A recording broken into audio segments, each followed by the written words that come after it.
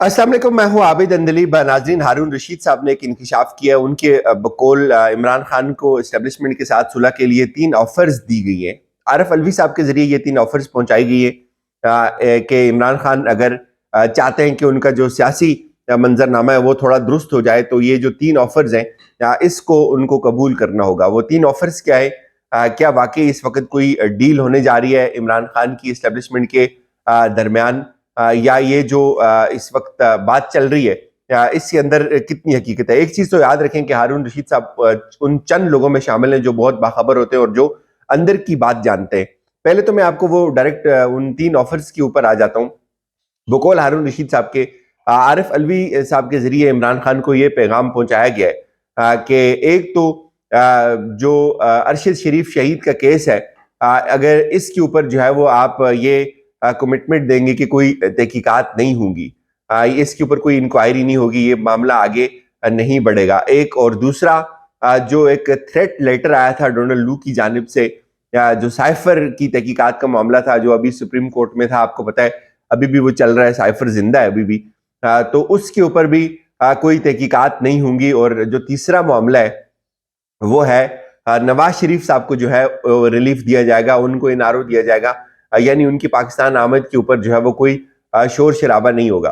अब ये चीज तो क्लियर नहीं हो रही कि ये जो 3 ऑफर्स हैं इनका बराह रास्त ताल्लुक इमरान खान के फ्यूचर के साथ जोड़ा जा रहा है। किसी हद तक ये बात समझ आती है कि हाँ, इमरान खान के फ्यूचर के साथ ही जोड़ा जा रहा है इन तीनों चीजों का ताल्लुक। वो कैसे भला?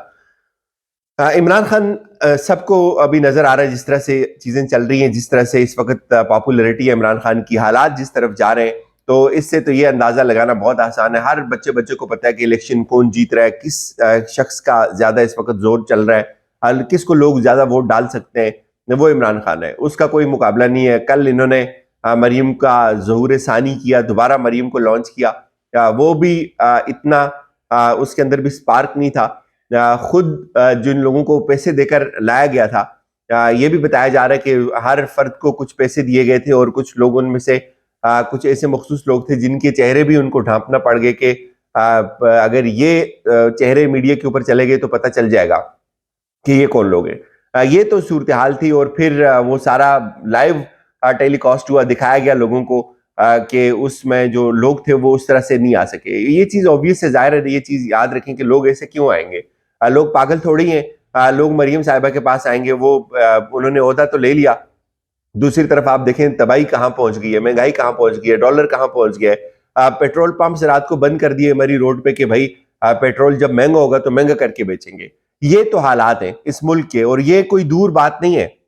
ये रावलपिंडी इस्लामाबाद की मैं आपको बात बता रहा हूँ। इस्लामाबाद का जुड़वा शहर है रावलपिंडी, उसकी मरी रोड पे पेट्रोल पंप्स बंद कर दिए मालकान ने।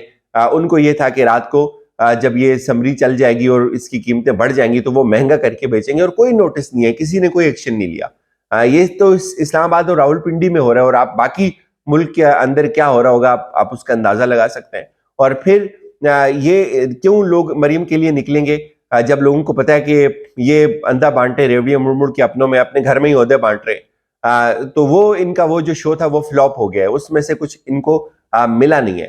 तो अब ये तो ऑब्वियस है कि इमरान खान ने जीतना है इलेक्शन, इमरान खान ने बड़े मार्जिन से जीतना है, और सबको नजर आ रहा है, हर शख्स को, तमाम पावरफुल हलकों को भी ये चीज समझ आती है। तो अब लगता यह है कि शायद चीजों को ठीक करने के लिए या ये एक रास्ता अपनाया जा रहा है, ये एक हिकमत अमली अपनाई जा रही है। चूंकि ये चीज याद रखें कि खौफ किसको है, अगर इमरान खान इक्तदार में आ गया तो वो सबसे पहले काम क्या करेगा? सबसे पहला काम इमरान खान अगर इक्तदार में आते हैं, वो जो साइफर है, जो थ्रेट लेटर है, उसके ऊपर इन्वेस्टिगेट करेंगे, उसकी तहकीकात करेंगे, उसके ऊपर जाते जाते भी वैसे उन्होंने कमीशन बना लिया था, कुछ बहुत गलतियां भी हुई इमरान खान की हुकूमत से आखिरी वक्त में, प्रेशर बहुत ज्यादा था, चीजों की समझ नहीं आ रही थी, कानूनी मशीर बहुत ज्यादा थे। सुप्रीम कोर्ट में जिस तरह से उस केस को लड़ा गया, दूसरी तरह से लड़ा जाना चाहिए था। वो मेरी वीडियो भी है कि कमरा अदालत के अंदर भी क्या क्या हुआ इमरान खान के साथ, वो मेरे चैनल के ऊपर पड़ी हुई है, वो देखे। मैंने एक एक पॉइंट उसमें आपको बताया कि वो केस बहुत बेहतर अंदाज में लड़ा जा सकता था, लेकिन जाहिर है खैर उस वक्त हो गया। अब ये चीज इमरान खान की टॉप प्रायोरिटी होगी, जब भी वो इक्तदार में आएंगे वो कम से कम इस थ्योरी को, इस थ्रेट लेटर को इन्वेस्टिगेट जरूर करेंगे, इसके जो आलाकार थे, जो इससे वाबस्ता लोग थे, उनको मंजर आम तक जरूर लेके आएंगे। तो ये एक प्रेशर है कुछ लोगों के ऊपर, वो ये चाहते हैं कि ये थ्रेट लेटर के ऊपर जो तहकीकात हैं वो नहीं होनी चाहिए। फिर जो एक और प्रेशर है वो ये है कि जो अरशद शरीफ साहब की जो शहादत है, जो उनको जिस तरह से प्लेन उनकी असैसिनेशन की गई, हारून रशीद साहब के बकौल अब उनको ये भी पैगाम दिया जा रहा है कि आप इससे भी मना हो जाए, इसका भी इनकार कर दें, आप हमें ये कमिटमेंट दे दें कि आपके इक़्तिदार में आने के बाद इस चीज़ के ऊपर कोई पेशरफ्त नहीं होगी, कोई तहकीकात नहीं होगी। फिर तीसरी बात जो है वो नवाज शरीफ की वतन वापसी है। ये तीनों चीज़ें मुझे नहीं लगता इमरान खान इनको मानेंगे। ये तीनों चीज़ें एक ऐसी ऑफर है इमरान खान के लिए जिसको इमरान खान शायद कभी भी एक्सेप्ट नहीं करेगा। नवाज शरीफ की वापसी को इमरान खान कभी एक्सेप्ट नहीं करेगा। अरशद शरीफ के खून को इमरान खान मुझे नहीं लगता कभी भी एक्सेप्ट करेंगे। उसको उसके ऊपर इनारो देना या उसको माफ करना, हाँ मुमकिन है वो थ्रेड लेटर से पीछे हट जाएं, वो साइफर की तहकीकात से पीछे हट सकते हैं, लेकिन वो इन दो चीज़ों से कम पीछे नहीं हट सकते। मुमकिन है अगर मैं कहूँ कि बहुत ज़्यादा प्रेशर बढ़ जाए तो शायद वो या नवाज शरीफ की वापसी को भी कंप्रोमाइज़ कर दें। उनको पता है कि नवाज शरीफ वापस आ गया तो कौन से तीर मार लेगा, माहौल तो इमरान खान के हक में बना हुआ है। लेकिन वो अरशद शरीफ के खून को नहीं बेच सकता इमरान खान। ये क्यों तकाजा उनके सामने रखा जा रहा है, I am unable to understand.